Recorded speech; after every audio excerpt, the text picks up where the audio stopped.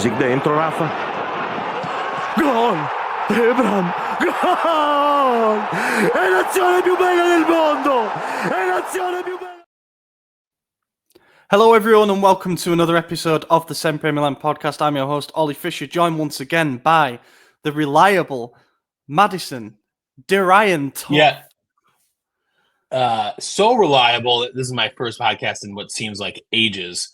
AJ got a new job and, my schedule and his don't exactly line up now. But yeah. I'm back. Repping some new gear. I've officially been drafted by Milan Club Toronto. Frank over there, his daughter had a soccer tournament in Detroit. He brought me some gear.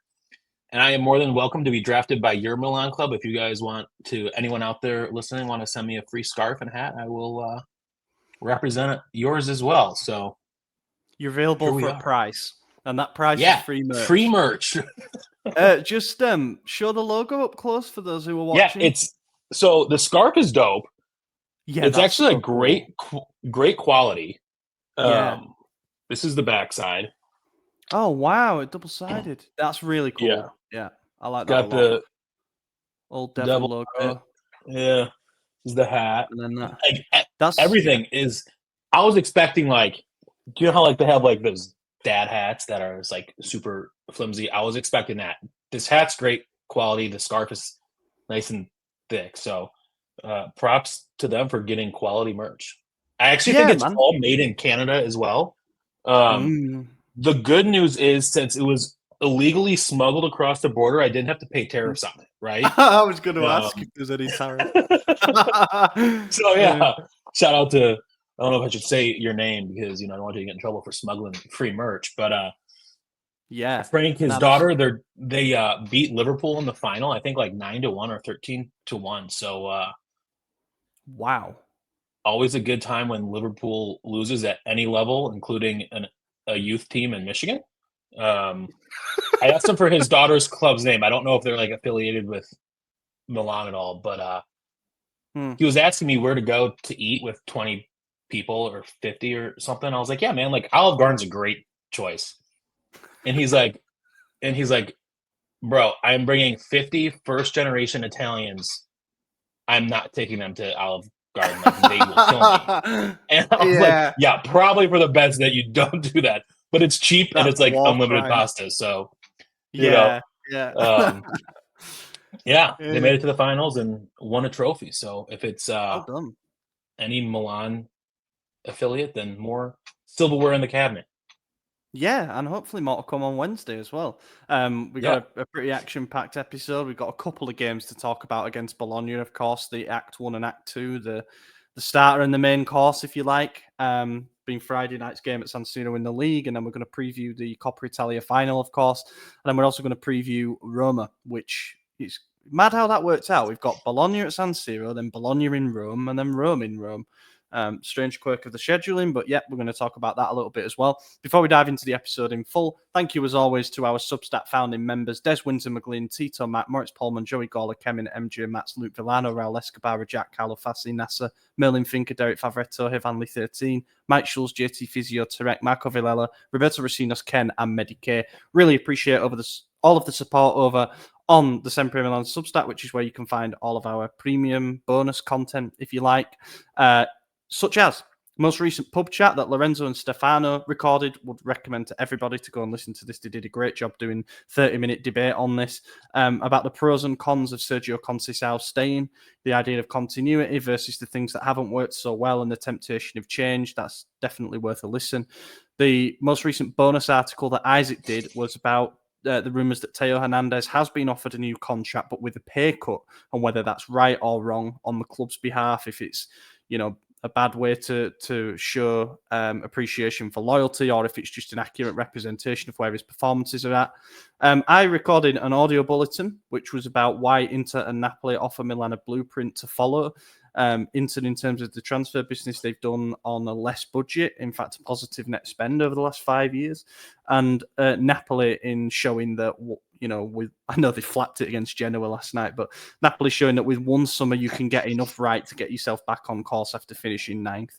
Bonus pod me and AJ did was about upcoming free agents and the ones that we would potentially sign to fill some gaps in the squad. That's that done. Go over there and you can try a week for free. See if you like what you see. It's going to be a juicy summer, a lot of big decisions to come, and there's also stuff like early access on there for exclusive info that we get. Okay, let's talk about Bologna. Whoa, that's big. That is massive. I think I may have messed up the theme in some way here. About as massive as that comeback was, though, to be honest, right? There we go. Yes, indeed, it was a massive comeback. So look, we knew what the state of play was, shall we say, coming into this game.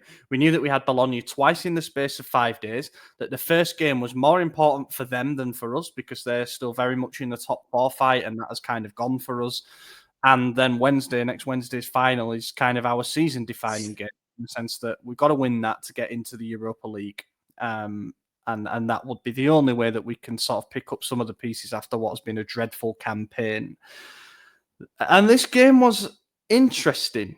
Very, to say the least. Yeah, I said we'd lose. I was pessimistic, right? And I'm happy to be wrong, first and foremost, of course. But I just thought that this was a game where we were going to rotate heavily. All the reports leading up to the game said we'd make multiple changes to try to keep everyone fresh for next week. That didn't happen. In the end, there was only one change, and that was because Leao was suspended as well.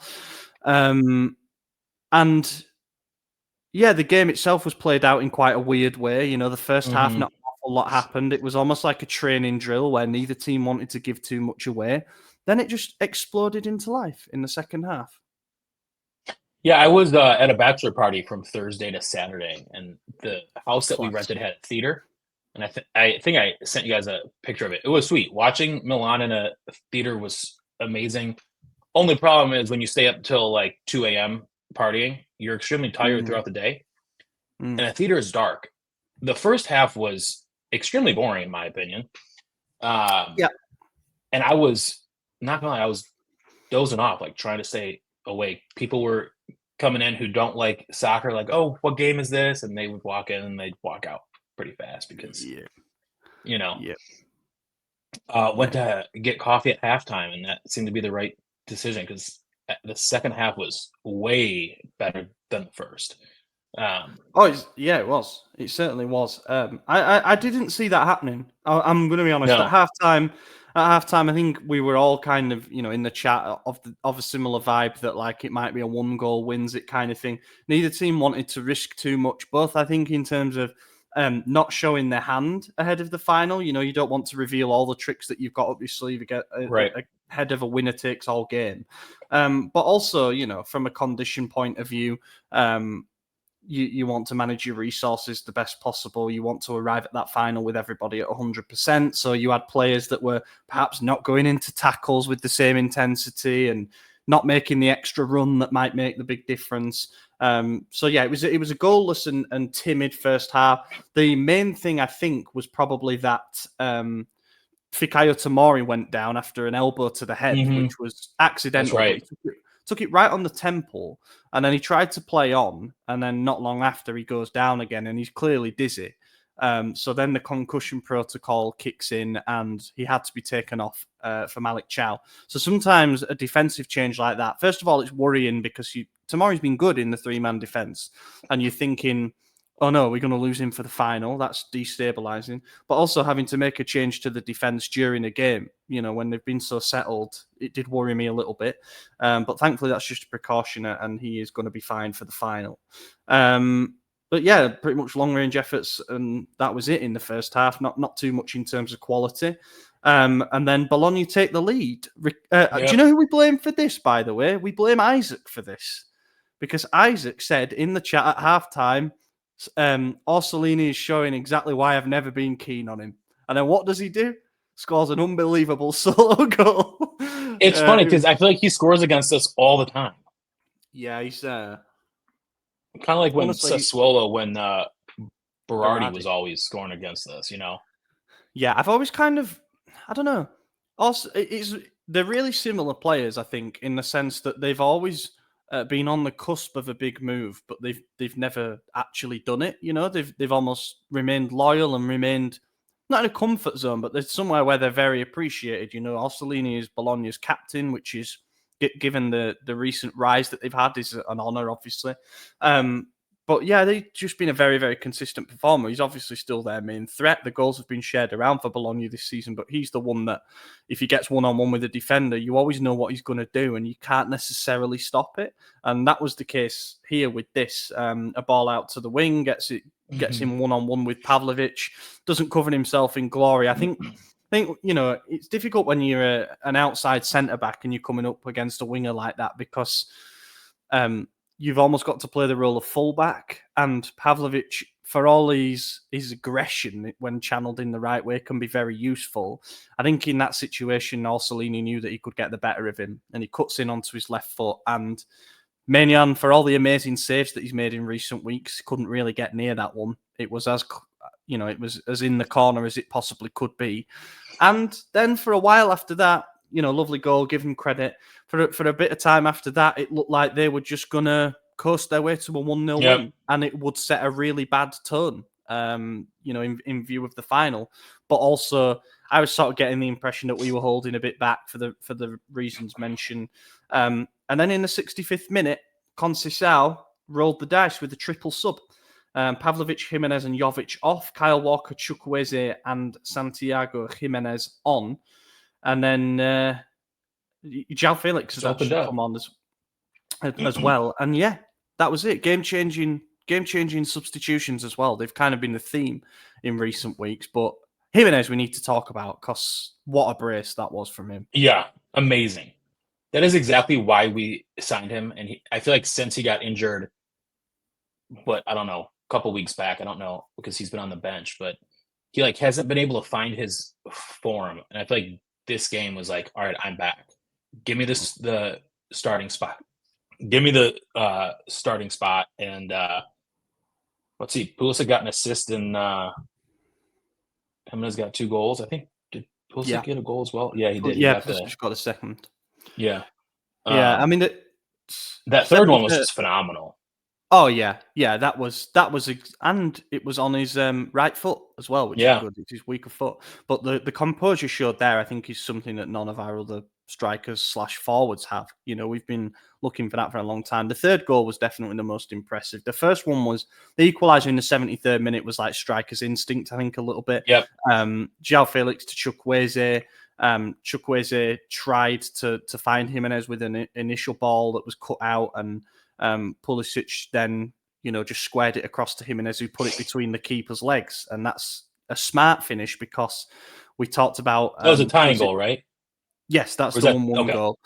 And we talked about how Pulisic in the game against... was that the Genoa game? Must have been the Genoa game, when he gets put through 1-on-1 and he tries to lift it over the keeper. And that was actually the wrong thing to do when the keeper was rushing out to him. In this case, Jimenez knows exactly what he's doing. He's slotting it low because the keeper can't get down to it. Nice goal, 1-1. And then the turnaround was completed pretty soon after that. Chukwueze with a run down the wing, cut it back to João Felix, who had a shot first time, and the block fell straight to Pulisic around the penalty spot.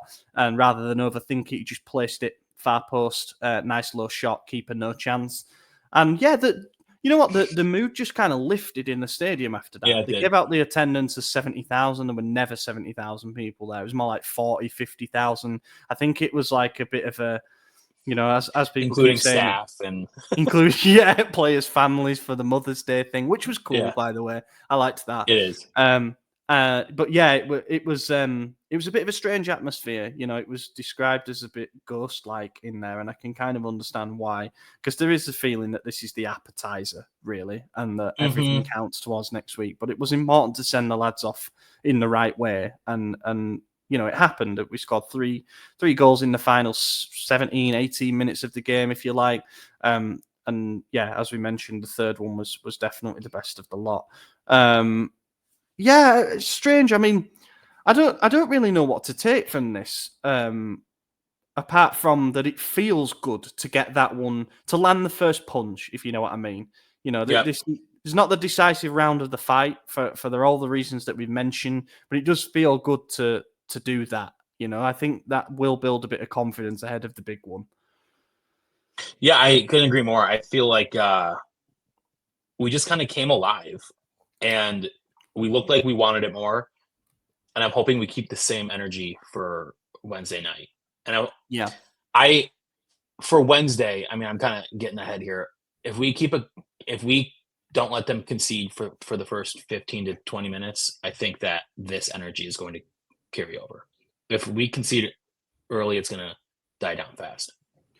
Yeah, there's something really, really strange happening, with how we are under Conceição, and that is that we have to go behind to wake up. And I don't like Yep. it because you would always prefer to go ahead and be able to manage the game. And I still think that has to that has to be the aim, right? Like we want to be in a position of controlling games rather than having to radically change things in the second half just to get a result out of it. But there's only Atletico Madrid who have had more points from losing positions this season. We've now had, I think it's 8 or 9 comeback wins under Conceição, which is mental. Like half of his, those are probably all of his wins, actually.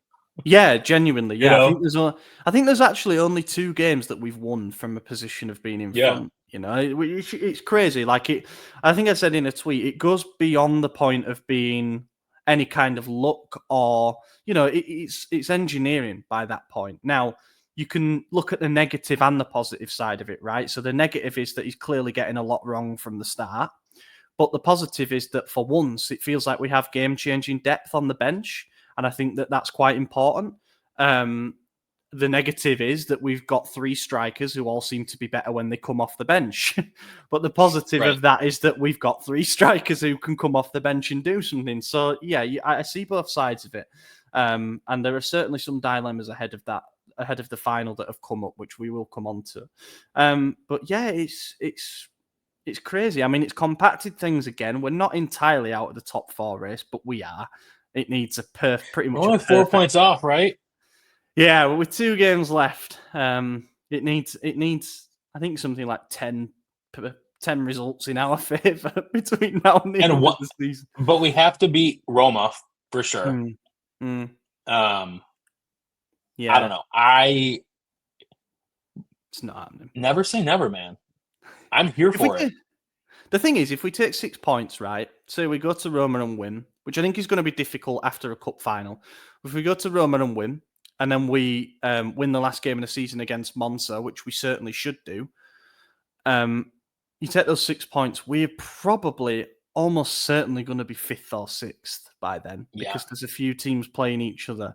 And then it's like, we might actually qualify for the Europa League anyway, but without having to win the cup final. But I just don't want to be in a position where we lose the cup final and end up in the Conference League. I'd rather just not play in Europe than play in that. But yeah, it's 5 wins in 6 since we changed to the new formation. But something that definitely needs mentioning is the fact that we changed to a 4-2-3-1 with the substitutions that came off the bench. And it's the second game in a row after the Genoa one, where again we fell behind and came back. It's the second game in a row where with substitutions we moved to a 4-2-3-1. João Felix playing a more central role, and that's what changes the game. So I think when Conceição says this obsession with the 3-man defence is unhealthy, we can win games with multiple systems, this is what he's talking about. He's saying like we can still go back to what we know from before and change a game. But then I think that we're in a position now where we need the defensive solidity, and we've conceded 3 in 6 games with the 3-man defense, and it's nice to be able to gear up, So we're sort of playing with 3 centre backs, but then if we're in need of taking command of the game, you can take a centre back off for an attacking midfielder, and all of a sudden you've shifted your entire team to be a bit more attacking. I mean, when Conceição joined, we were getting frustrated with Fonseca because he wanted to play his style and only his style. He wasn't really willing to change anything. And we said Conceição will be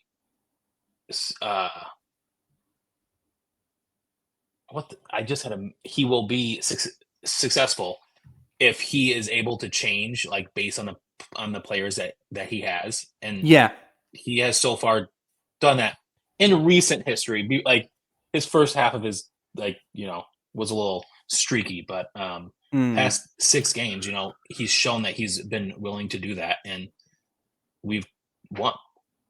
Yeah, I mean, there's been a lot of comparisons, and it's understandable, given that they've basically been given half the season each to manage.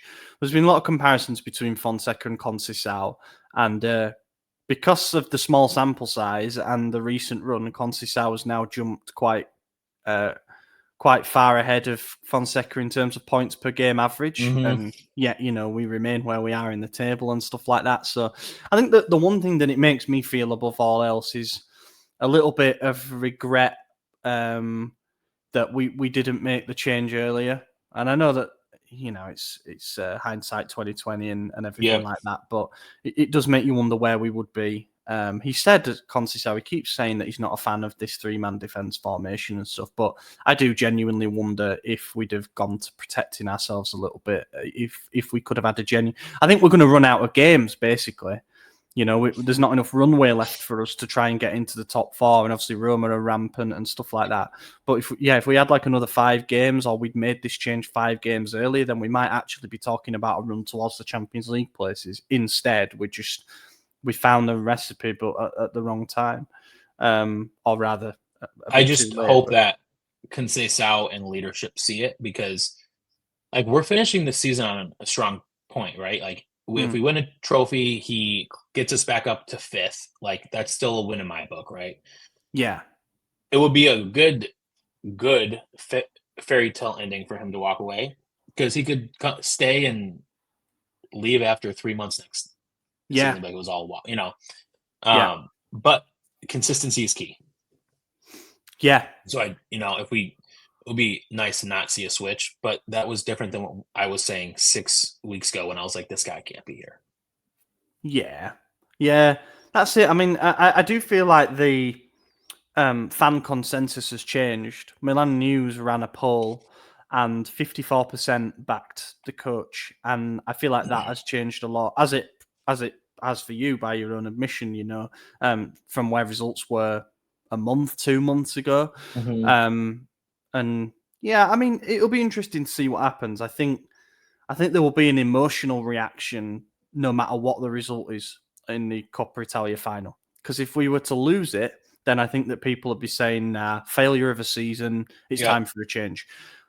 But if we were to win it, I think people would be saying, first since Ancelotti to win 2 trophies in a season, we will have won 6 out of 7 if we were to do that. Ending the season a bit of a Pioli run, in 2019-20 when he managed to keep his job. There would be parallels there that I think would lead more and more people to say that he should stay. But it could be a 3 trophy season. What's the third one? The Berlusconi Cup.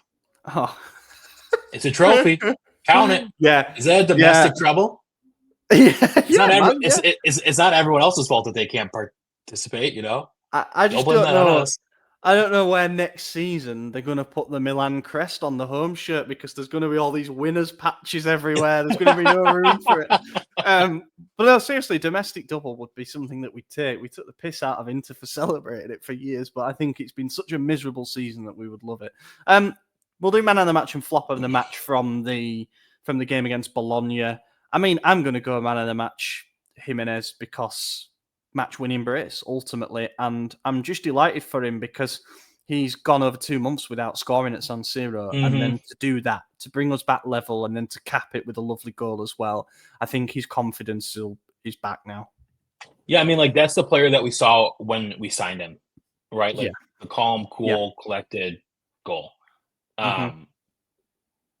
It's got to be him or Pulisic. Just so I'm not a U.S. fanboy, I will also go Santiago. Pulisic did try to give him the man of the match trophy, and he said, no, it's yours. In the interview, I don't know if he took it afterwards, but so yeah. Yeah, I was surprised to see Pulisic get it, because you always think someone scores twice, then it should automatically be them. But well, it's not like an assist is good, but a goal is better, right? Yeah, he got a goal as well. Obviously, did right. Pulisic, and I suppose it was the winning goal technically, because it was the second goal 2-1. Ended up winning 3-1.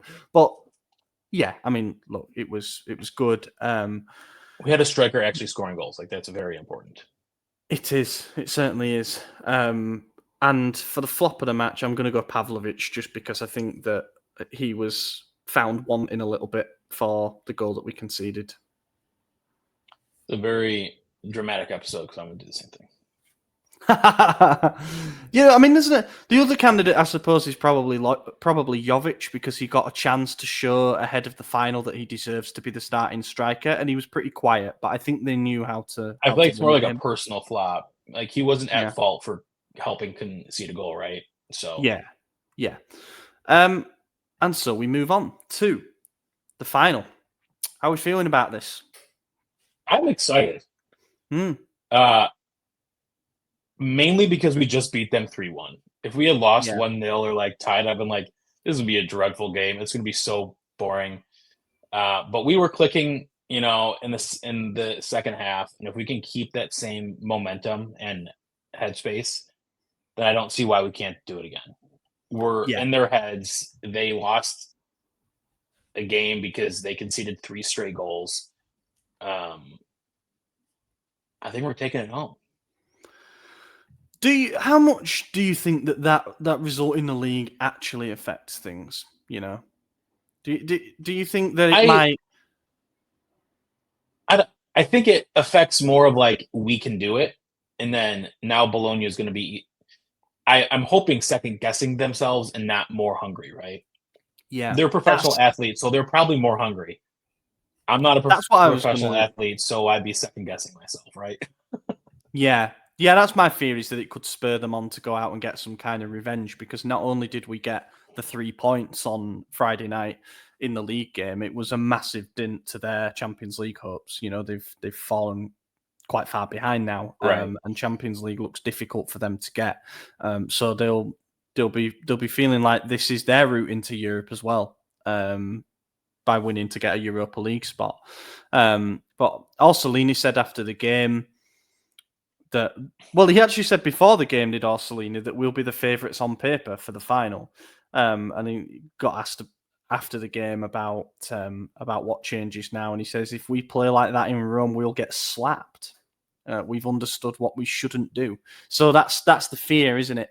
Is that we've kind of shown our hand. We've shown everything that we're going to throw at them, right? Because we had to do it to overturn the deficit in the first game, and now they might have an idea of. We only did it for 30 minutes or so, right? Yeah. We could do it for 90 minutes. Can they hold it off for 90 minutes? They couldn't hold it off for 30 minutes. So it makes you think they can do it for 90. Yeah. Well, here's the big dilemma, isn't it? It's who you start up front.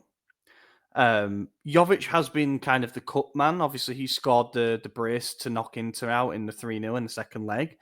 But he's gone a bit quiet in the starts that he's had recently. Jimenez has done very well off the bench. 3 goals in his last 3 games and an assist as well. He's the hot hand at the moment, but he's done all that off the bench. So does that prove that you shouldn't try and change that particular formula? First of all, who are you starting up front, and does the rest of the team just stay the same? I'm going to start. Well, are we doing a 4-2-3-1 or a 5-3-2? I think a 3-4-3. I think it'll be a 3-4-3 or a 3-4-2-1, whatever you want to say. Pulisic, Jimenez, and Leao up top. And then I basically keep everything about the same. Yeah, so Leao was obviously suspended for the league game, so that's something that we'll have to throw out there that they didn't deal with the last time. Leao scored in our league game against them earlier in the season, back in Bologna, albeit we went on to lose that 2-1. I agree with that. That's the front 3 for me. I think that finals, because of their very nature, of being one-off games and it's do or die, it's you're 90 minutes from glory. I think chances are sort of few and far between. I don't expect a wide open game in this at all. And for that reason, I think it's better to have your best finisher in there. For anything that drops inside the box, I think it needs to be Jimenez. And also, I think that you can make a solid argument that the way that we played in that first half, where Bologna actually had a lot of the possession and we were kind of pinned into our own half, albeit without giving up massive chances, it would be really useful to have a runner in behind. And Jovic is trying to play as more of a hold-up striker, and I don't necessarily think that's his best strength, although he's doing an admirable job of trying to perform that role. I think that we need to stretch them more. Like, we can't have another first half like we did at San Siro. We need to ask more questions of them. And I think the way that you do that is with Leao's runs and with Jimenez's movement off the shoulder of the last defender. So I think I'd totally agree with you on that front three. Then another thing we should mention is that Fofana is going to be back. He's going to recover from the foot injury. So you've got to presume it'll be him alongside Reijnders in midfield rather than Loftus-Cheek. But Loftus-Cheek, I've seen a lot of people sort of criticising his performance in the last two starts that he's had. But I don't think he's been that bad. I think he's provided some pretty useful physicality as well. By no means has he been anything more than a 6 out of 10. But I think it's important to have him shake the rust off a little bit in case we need him off the bench to add an extra body to midfield. Yeah, I think it's not fair to criticize him in his past two starts. Like, he's been out for so long, right? Mm-hmm. It takes him time to get up and running. Plus, like, we're in a crucial part of the season, so he wants to make sure he's doing everything right, and that's when mistakes happen. Yeah, agreed. And then obviously Maignan going to be in goal. The three centre-backs, I presume, will stay the same. Tomori, Gabbia and Pavlovic. There may be a temptation to play Kyle Walker because he is experienced in finals. You know, he's played a lot of them in his time with Man City. I saw him in a final for England. And funnily enough, that final of the Euros with England when we lost to Spain, and he was arguably at fault for both of the goals, is what's making me think don't do it. Because it's like he's out of the team, and then if you were to bring him back... That's just the England curse. It's not him. It's just the England shirt. Did you not hear that? That died because Harry Kane won the Bundesliga, apparently. But that's in Germany, pal. That's not in England. That's all we needed. It's going to unlock the three lions. I no, it's me when Tottenham beat United in the Europa League final. The pressure on this final, but talk about the pressure in that final. Yeah, man. That's going to be like loser loses their job. They're 16th and 17th, right? It is a good job for them that the bottom three have been so bad, because otherwise they'd actually be in a relegation battle. It's been that bad. I think Man United have lost 19 games this season. So, like, for as bad as we've been, you know, it's nowhere near as bad as that. No, they did beat Everton like 4-0 though. So. So yeah, I wouldn't play back to the point. I wouldn't play Yeah, right. I think he'd be too keen to impress. Like, he'd try to do something, you know, to prove like I'm here and this is my stage kind of thing. Then it's Teo Jimenez wing backs and Fofana Reijnders in midfield. I think the team kind of picks itself. Would I be absolutely disgusted if he picked Jovic over Jimenez and sort of tried to do the same thing again? You know, have an option to change to try and catch them out in the second half? No, I wouldn't. I'm at the point now where I don't trust... This is mad to say, and I don't know how to word it properly, but I don't trust Conceição to get the starting lineup right anymore. But because of that, I trust him to make the right changes in the game. Yeah. And it makes sense, but like, it shouldn't.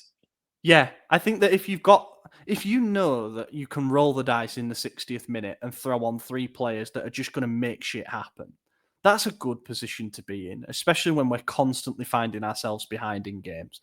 But I do, and it shows that he can read the game well and make the correct changes.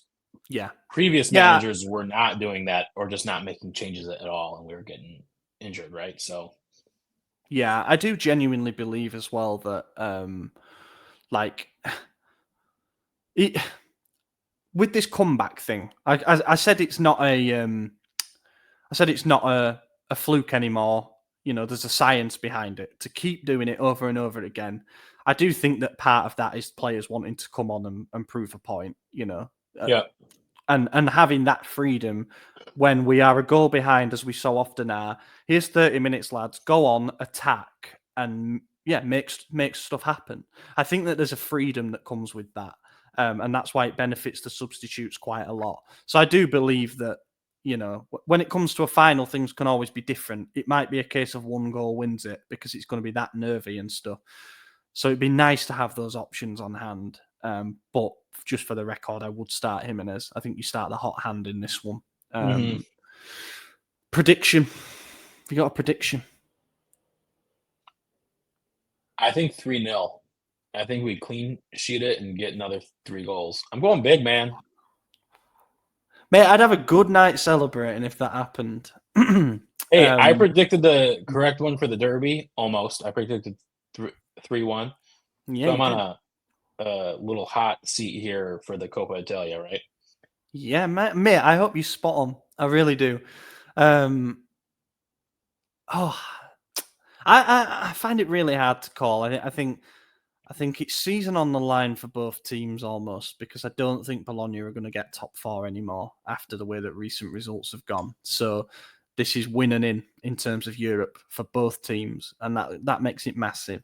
I think we've got players that are far more experienced when it comes to finals and when it comes to high pressure situations. And I hope that we've still got plenty in the tank in terms of being able to go out and give another performance of intensity and concentration and all that stuff. I've just got this awful feeling that it goes to penalties, which I wouldn't like. Conceição has won a lot of trophies in his That's another good point. coaching, right? Like, so it's like he is very good in cup finals. I don't know how many league versus cup finals he's won, but I'm assuming like he's been in a fair amount. So I think it's 8. He's won 8 cup finals. Yeah, like that is amazing because he's not that old. Yeah, I mean, he's won with us. the same team Won in out of one with Porto, us. who's, but that's a phenomenal stat. Yeah, if I remember rightly, he won 11 trophies in 7 years at Porto, and 3 of them were league titles. So that would mean 8 of them were cups or super cups, which is finals. And then he's won 1 with us, so that would make it 9. I mean, he's won 9 finals, which I think is important. That means he averaged a final a year at Porto. That's massive. Yeah, it is. Yeah, I think there's the cup and the super cup, and then there might be a league cup as well. But still, the expectation at Porto is there to deliver silverware, and I think he's had to live for over nearly a decade with that expectation of delivering in silverware. So I think that could play in our favour. I just hope I don't know, man. I'm nervous. I'm going. You're going to be at the game, right? I am indeed. Yeah, I can't wait. But I can wait. If that makes sense. I think it'll hit me when I'm there. I've got a flight at 8 o'clock on the morning of the game, and then should be in Rome for noon, and then I'm going to drop my. I do think Milan Club Toronto is going to have representation there. So. Oh, really? Good. If anyone else is around, then just drop me a tweet, a DM, or whatever. I have no idea. This is the thing. People have DM'd about meeting up for a pre-match beer and all that stuff.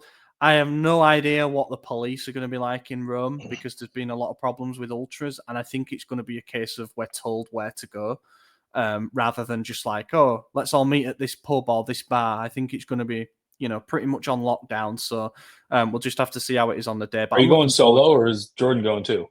I'm going out on my own, and then I'm meeting a few people out there that I know. So okay. That'll be good. And yeah, I'm sat not in the posh seats, but I'm down because I went to the final against Juve and we sat in the Curva Sud and the Olimpico, because it has the running track around it. Like when you're behind the goal, you are so far from the pitch, like you can barely see what's going on. So I got offered a ticket in the down the sides, so I'm going to have a much better view this time. I'm kind of looking forward to that. So I'll actually see some of the game. I'll try and document the trip. Isaac's going over. He's representing us in the media bit, so he's going to put something together, I believe, for the Substack about what it's like to cover a Milan game as like a press person. So keep an eye out for that. And I'm going to say we win on pens.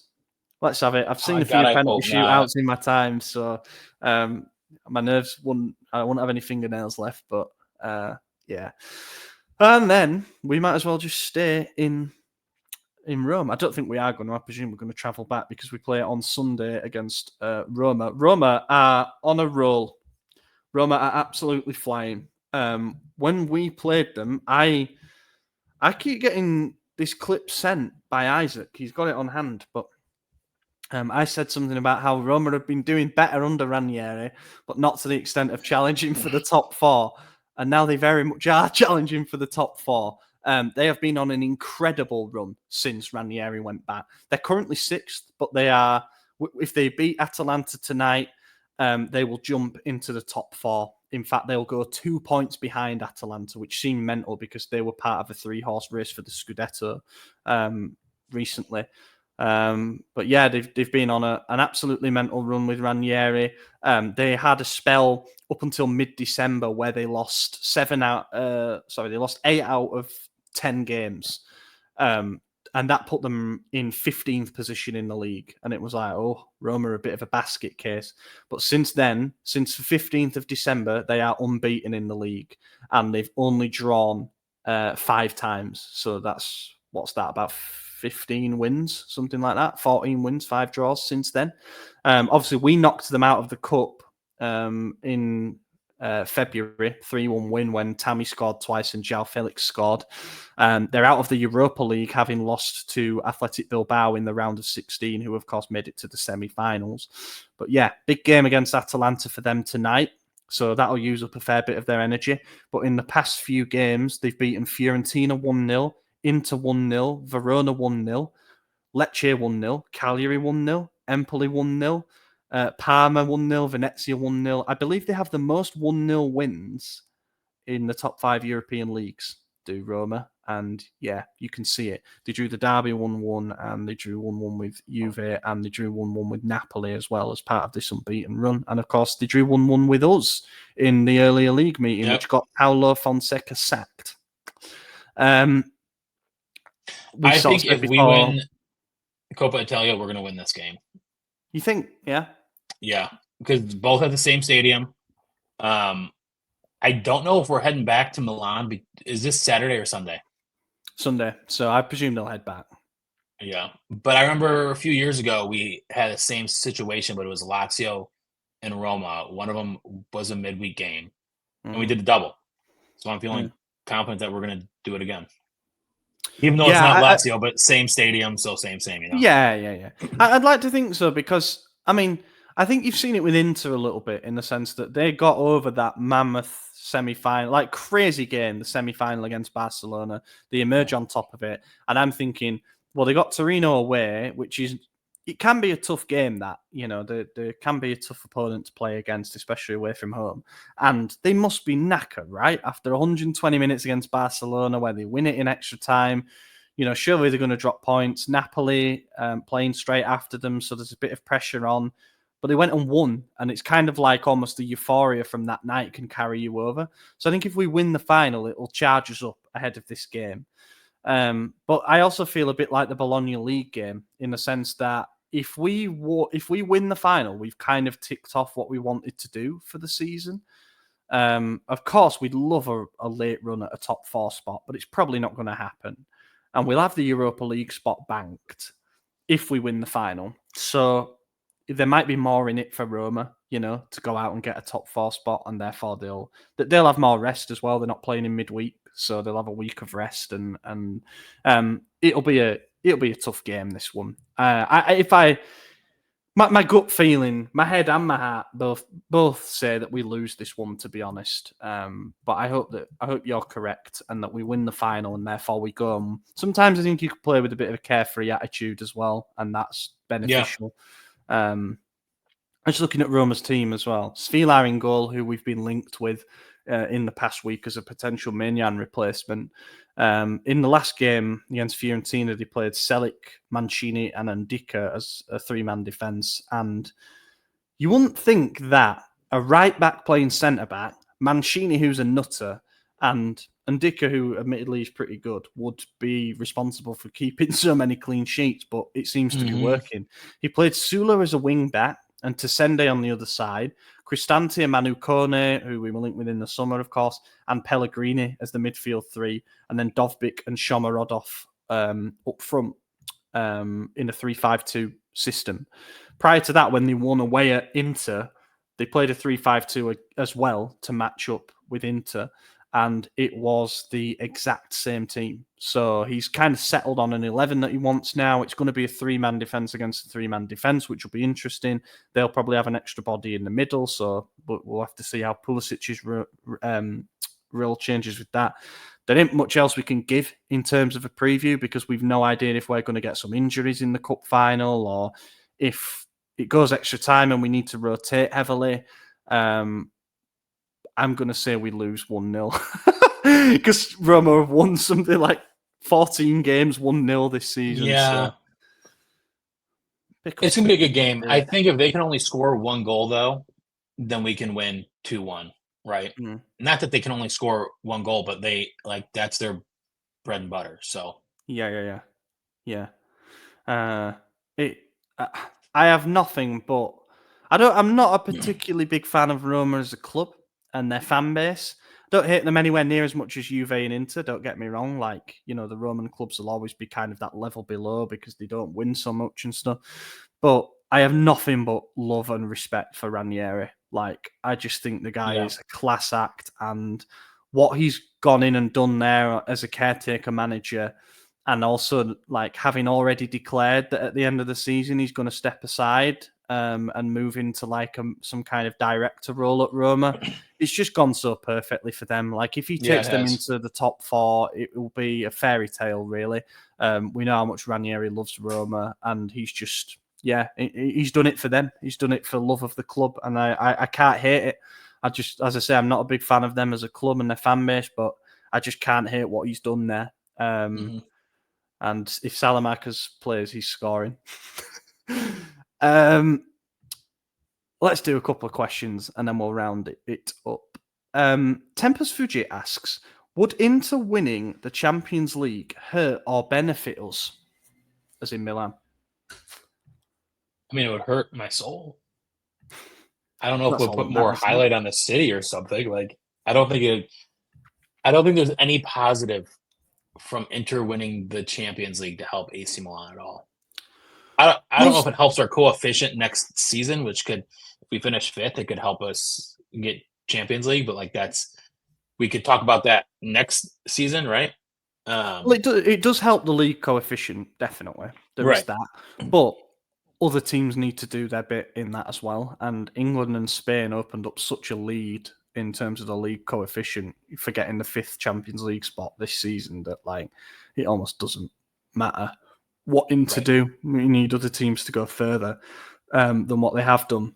I think I won't speak too much on it, and I'd urge everybody to go and listen to the audio bulletin thing that I did instead. But I think if they were to win it, what it does prove to us is that it can be done, which I know sounds like a really simplistic way of putting it. But as I mentioned in that thing that I recorded, since 2020-21 season, so over the past 5 seasons, Inter's overall transfer spend is a net profit of 60 million.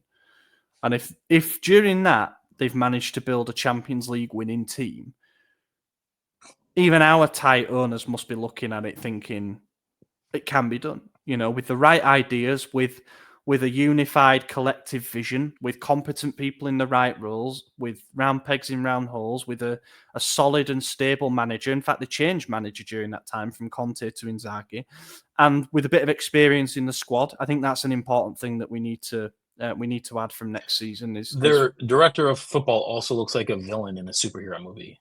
So he is a villain in our superhero movie. You got one eye looking at you and the other eye looking at a free transfer. Right. But no, honestly, that is something that I mentioned in the bulletin. It's like, he is a genius and he's the reason. He's the architect, ultimately. Him and Simone Inzaghi, having that stability, being able to operate so wisely and so cunningly on the market, is how they've been able to build this contender. But they're also on the same page, right? Yeah. They're working together. And I think that's like the biggest thing. They don't have too many cooks in the kitchen. Yeah. They're just cooking it up, getting it done, where we're trying to run a Michelin star restaurant with 10 cooks and a different sous chef every 6 months. At least this year. That is a great analogy. I like that. I wasn't sure if it would make sense, but I'm happy it did. So, no, it's that is a very good analogy. I'm using that in a clip. Please, but I fully agree with all that, and I think positives for the league would remain to be seen in terms of does the champion of Europe playing in Italy mean better TV rights deals and all that kind of thing. That is something we can't answer at the moment. Let's be honest, but as you said, and I'll just repeat it, it would hurt the soul. I don't want it to happen. Yeah. I am fully team PSG. Malbury Mac asks, in the extreme scenario Conceição stays for next season, which positions/players do you believe he'd go after in the transfer market to make the team more his? I think we need stronger midfielders, Okay, or we need help for Reijnders. Fofana's good. Fofana's not it, right? I'm assuming that we run the 3-4-3 next season. We need better outside backs. I don't know if Teo's going to be here next season. I think that his style of play could definitely work in a 3-4-3, but like he needs to get not a reduction in salary. I'm a huge proponent of Teo like getting level-headed, but I also think that asking him to take a pay cut is a little insulting. I'm not giving him a pay raise, but like he is a liability, and he needs to understand that. Jimenez, the other Jimenez, I don't know if it's pronounced the same way. It probably isn't. So you guys can correct me in the comments. He's coming in to his own, right? I don't know if you find somebody to replace him for a season while he continues to grow, but that could also hinder his growth. But I would say another stronger midfield. I think our defense is like finally clicking. Our offense is there. I just wish that Leao gave as much hustle as Pulisic, and then they'd be unstoppable. Mm-hmm. Yeah, Pulisic is. I think right now Pulisic is at Leao's level with his hustle and skill. If in terms of importance, Leao, if Leao gave the same amount of hustle as Pulisic, he would blow Pulisic's talent out of the water. Oh yeah. I think because Leao is no longer 22. We're seeing the finished package with him. Like, this is what we're going to get as a player. Unfortunately, he isn't going to regularly track back. He is going to do stuff in bursts and spurts rather than just be a constant threat for 90 minutes, like, say, Yamal is, to use the trendy comparison at the moment. But you can also make an argument that having two complementary wingers, Pulisic on the other side, who is doing enough work for the both of them and stuff, it can be something to build on and to build around. I think if it were up to me, I'd go into next season with a 3-man defence. But since the question asked about Conceição staying as a prerequisite, he's been pretty vocal about his intention to eventually play a 4-4-2 or a 4-2-2-2, because that's the system that he used for years at Porto and it brought him success.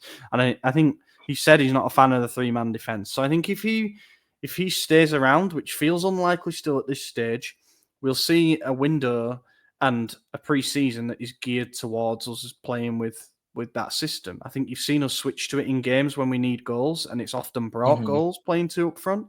And I think he's got that in his back pocket as the thing that eventually he wants to get us playing. But he's also said, whenever asked about it, that we're nowhere near ready to do it yet. Right. So it'll be interesting to see if he stays, how much say he gets. Because when we made the decision to keep on with Pioli, everybody knew he was getting a bit more control in terms of the recruitment and getting the players that he wanted. Would it be the same with Conceição, or are we going to bring in a new sporting director who wants to go in a different direction? Are all our signings going to be made by committee again? So really, you get a player that everybody's like okay with, but nobody really, really wants. I think we've fallen into that trap a bit with like Morata and That'd stuff. be the worst case scenario. Yeah, I think I agree with you. I think we need a more physical midfielder, a prototypical number 6, definitely. I think we need another fullback on the right side. Someone because I think Florenzi will leave on a free. Emerson Royale's going to leave. So I think you need somebody perhaps with a bit more experience to back up Jimenez. Could be Kyle Walker, but I don't think you're going to pay a backup 4 mil net per season. Then I think we're probably going to need another winger, because I see Sotil and Chukwueze probably going in the summer. So another winger, might be an Orsolini type. We'll see. And then the striker will be interesting, because Jimenez, we know, is the one who's going to stay. But if we decide to change to playing a 2 up front, if Conceição stays, do you keep Jovic? Because you probably need 4 strikers then, don't you? I would guess. So you've got 2 pairs of 2. Yeah. Because if you Who want else your is- one injury We have left, Tammy, Jovic, Jimenez and Kamada. Jimenez So and- it's like Kamada. I mean, He'd Morata be the could in odd man out, theory right? come back, but surely the Morata's ideal not is coming back. His wife no, will I not don't let know. him do that. Surely, like with Kamada, the ideal is you either promise him minutes or he goes out on loan because he's at that age now where he needs regular football. But yeah, I think if we change to playing a 2 up front, we'd probably have to sign another striker, let alone getting rid of some. But yeah, that's if Conceição does enough to stay. Say we win every game between now and the end of the season, we have no choice but to keep him because we're looking so good. I think he's going to want to change to the 4-4-2, and I think our recruitment would have to match that. Just briefly, I want to mention the rumours that came up this morning from the Telegraph and have been backed up by Matteo Moretto about Man City being in for Tijani Reijnders. Apparently, he's a serious target for them. They're looking to replace Kevin De Bruyne, who's obviously one of the best players the Premier League has ever seen. The Telegraph, Mike McGrath said, we would need a club record fee to sell, which remains around 67 million euros that we sold Kaká for to Real Madrid. What do you think? Is Reijnders unsellable, or is there an amount that would make you think, could do something with that? I'm not selling Reijnders. Hmm. Selling Reijnders would be the worst mistake that we made since selling Tonali, but worse because Tonali was suspended that season, so it didn't really matter, right? Yeah. You can't find. I would consider if Tonali stayed, didn't have a gambling addiction, you could call him a generational talent, right? I don't follow Newcastle.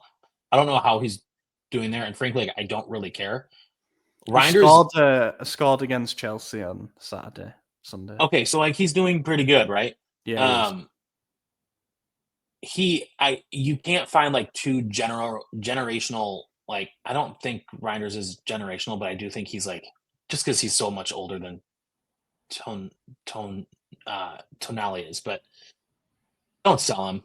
Like that'd be such a step backwards. Sell Liao or Teo. You can't give up the heart of your midfield twice in a row and think you're going to come out on top. Like it's just not going to happen.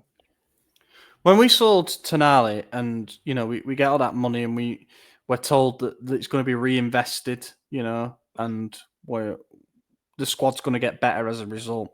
We got Reijnders with the money that we got for Tonali, so you can say that was a positive. Did we get Pulisic as well? And we got Pulisic, yeah. Season? But I think we were going for him regardless of whether we sold Tonali. But when Tonali went, we had to rebuild the midfield. So Reijnders arrives. That's a tick. Brilliant signing for what we got him for, 20 million. But so did Musa and RLC. And I think you can say that they haven't really... Loftus-Cheek had a good spell last season. Yeah. But he's become unreliable now. And Musa has never been reliable, frankly, even though there's things like his age and adaptation and stuff. But I think the midfield overall probably got worse, especially after Kessie had left as well, who was obviously an anchor of the team. With the Reijnders thing, I wouldn't sell him either. If anything, we need continuity within the squad to go into next season because there's going to be so many changes around the squad. And he wants to be here. He recently signed a renewal with a pay rise. We'd have to force him out of the door if he wanted to go. If we got an offer and we wanted to sell him. Like, I don't think he'd push to leave. And that would look awful in the eyes of the fans if we get out, showing zero appreciation for what he's done. He's got 15 goals this season. He's been absolutely outstanding. I just wonder, and I'm not going to answer it, I'll end it with a question. How would people feel if that question was, we sell Reijnders, but with the money we get Tonali back? Would that then change people's minds? No. I bet for some people it would. I bet because you don't just need Tonali back, you need Reijnders next to him. That would be a 4-3-3 with a proper defensive midfielder, Tonali and Reijnders either side would be fantastic. But I don't think Tonali's coming for a bit. But yeah, that's it. And the other thing was a DAZN journalist, Pulisic, wants to hear what the plans are for Milan for next season because there's some Premier League teams that are interested in him. Pulisic Should wants we to be hear. worried about losing? Yeah. I mean, he's happy here. He's playing his best football that he's ever played. Is he going to stick around if we're just going to lollygag and not compete for the highest level? No, because he wants to win. Nor should it. And he's not getting younger. If he goes back to the Premier League, he's not going to do what he's doing here. Like, he played well in the Bundesliga because of the style of play that he plays, and the Premier League is just not that style. It doesn't support that style. So I mean, but that's up to him, right? Like, payday, England. I would choose Italy over England, but that's just me. Yeah. I think there's certain clubs that might change his mind. I think Liverpool has probably been one that he's always had his eye on. He would destroy it at Liverpool, and it would absolutely break my heart. But that's the thing; he'd be back up to Salah, wouldn't he? Unless he went and played left winger, So, in terms of a career move, I know he's approaching his prime years now, but he's got to pick it very carefully if he decides that he wants to leave us. He's got to go somewhere where he knows he's going to be given the opportunity to succeed. But I don't see him going. I am a big fan, like, as in I actually massively support the idea of our best players, and if Reijnders did the same, good on him, going to the management, going to the leadership and saying, what are we doing? Like, what's the plan for next season? Because I think that they deserve the clarity. As you say, we can't just amble around and be fine with finishing outside the Champions League places. They need to be certain that spending the best years of their career with us is the right thing to do. So I have no problems at all with asking for assurances on that front. And, I think it's important to keep in mind, we haven't not finished in the Champions League for the past 5 or 6 years, right? We've been on a top 4 run. But the last time that top 4 run came to an end, Kaká was in his twilight season, right? In 2013 or whatever. And then we went on a 5-year, 6-year skid. So we just want to make sure that we're not following that. And I don't think we are, because that team was pretty old. This team is pretty young. But, ownership does stupid things. They sold Tonelli, so you can just start there. Yeah, good way to wrap it up. Thank you very much for listening, everybody, and watching if you watched along. We hope that you enjoyed the episode. Be back later in the week for, hopefully, a celebratory Coppa Italia special. Let's hope. Otherwise, it's going to be a post-mortem, which will not be anywhere near as fun. But yeah, that'll be the bonus pod on the Substack later in the week. And we're back next week for the recap of the final and the Roma game, of course, and previewing the end of the season. In the meantime, I've been your host, Ollie Fisher. Find me on Twitter at Ollie Fisher. Maddie, cheers for joining. Thank you, and congrats to the Woodbridge Strikers FC for winning against Liverpool 9-1. Good shot. Yeah, we always like. I was not paid to do that. You got to sponsor them. Should we sponsor them? SempreMilan should sponsor the team. Woodbridge Strikers. Congratulations to them. Thanks for watching, everybody. We will catch you in a week's time.